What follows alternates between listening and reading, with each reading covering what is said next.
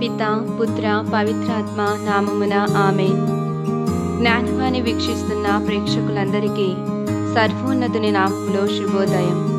ప్రియమైన దైవ ప్రజలారా, ఈనాడు మనమందరము తల్లి శ్రీసభతో కలిసి పునీత పౌలు మొదటి తపస్వి సన్యాసి గారి పండుగను కొనియాడుచున్నాము. ఈ యొక్క పునీతుని పవిత్ర జీవితాన్ని ధ్యానించినట్లయితే, ఈజిప్టులో థీబెస్ నివాసి పౌలు తన 15వ ఏటానే అనాథ అయ్యాడు.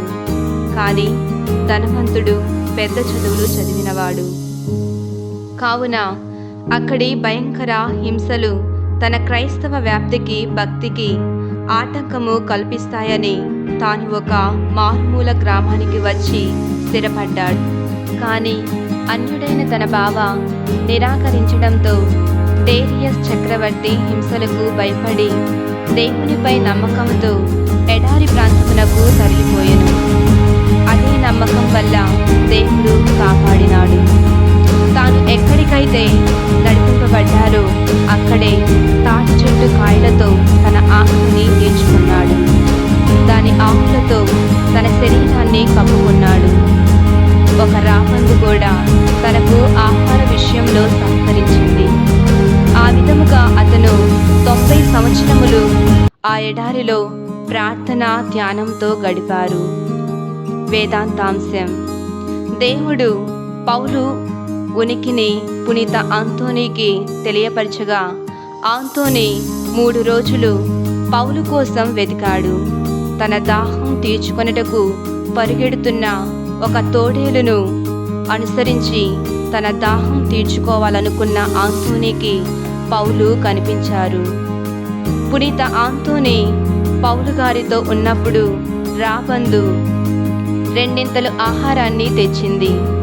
ఒక రాత్రి ప్రార్థనలో గడిపిన అనంతరము పౌలు పునీత ఆంతోనీతో పునీత అథనాసియస్ ఇచ్చిన వస్త్రముతో తనను సమాధి చేయమని, తాను చనిపోవుచున్నాడని చెప్పెను.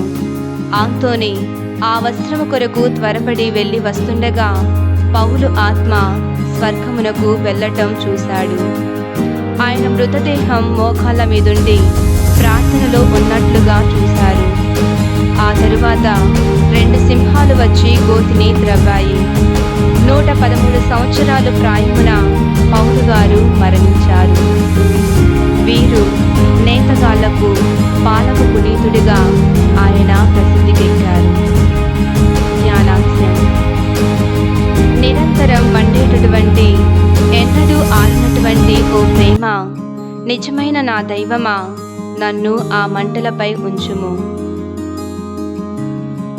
కావున ప్రేమైన దైవ ప్రజలారా, మనం కూడా ఈ పునీతుని వలె క్రైస్తవ మతపరంగా ఎన్ని హింసలు ఎదురైనా దైవనామ స్మరణయే ఉత్తమమైనదిగా భావించుదాం.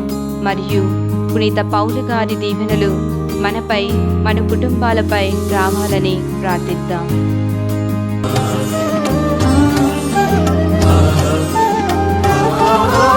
మా మంచి పునీతులారా, శ్రీ యేసు పోలికలారా, మా మంచి పునీతులారా, శ్రీ యేసు పోలికలారా,